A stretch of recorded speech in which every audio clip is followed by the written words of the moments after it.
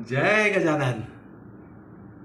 सर्वमंगल मांगल्ये शिवे सर्वार्थ साधिके शरण्ये त्र्यंबके गौरी नारायणी नमोस्तुते. नारायणी नमोस्तुते.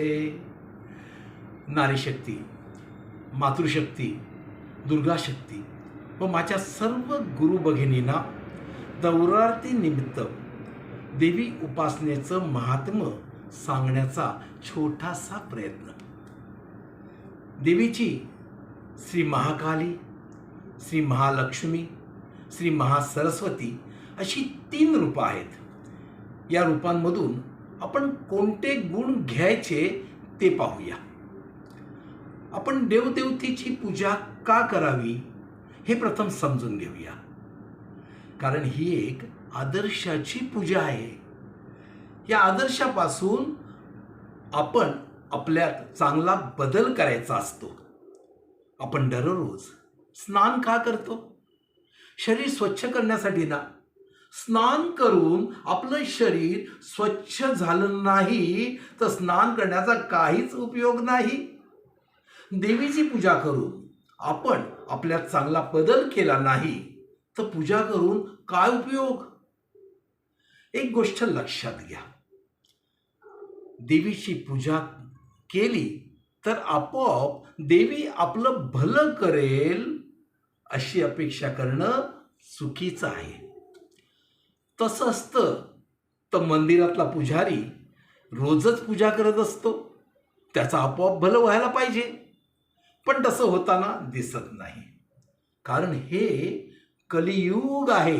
आपलं भलं होण्यासाठी आपल्याला योग्य दिशेने अथक प्रयत्न, परिश्रम केले पाहिजेत. त्यासाठी आपण देवीची उपासना करूया. तिचे गुण आपल्या अंगी आणण्याचा प्रयत्न करूया. आपण आपल्यात चांगला बदल करूया. देवीपासून आदर्श घेऊया. देवीने दुष्ट राक्षसांचा नाश केला. आपणही आपल्यातल्या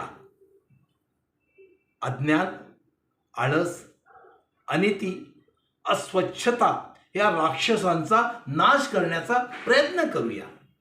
देवीला 8 हात आहेत. एकाच वेळी अनेक कामं ती करते.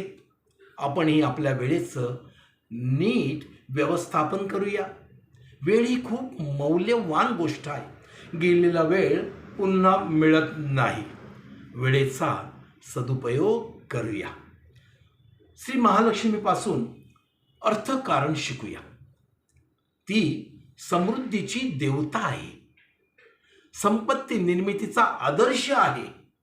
आर्थिक व्यवहार अधिक जागृत करून आपण नेहमी करूया. प्रलोभनापासून संयमाने दूर राहूया. कष्ट करून, नीतिमान राहून अर्थप्राप्ती करूया. श्री महासरस्वती ही विद्येची देवता आहे. सतत ज्ञान प्राप्तीसाठी आपण प्रयत्न करूया. नवीन नवीन गोष्टी शिकूया.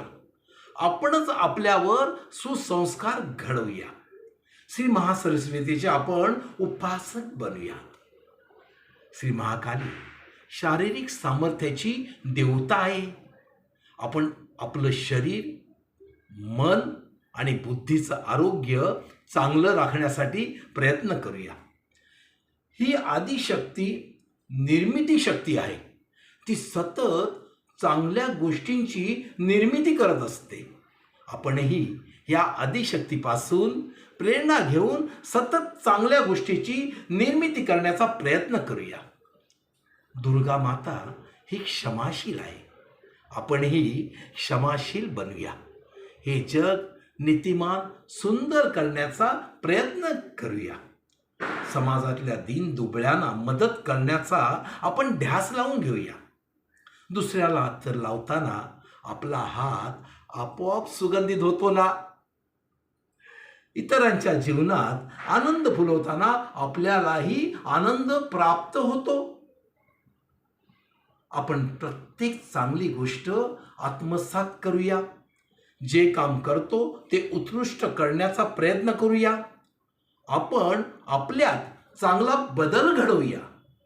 आपल्या पुढे देवीचा निर्मिती शक्तीचा आदर्श ठेवूया. या देवी सर्वभूतेषु शक्तिरूपेण संस्थितः.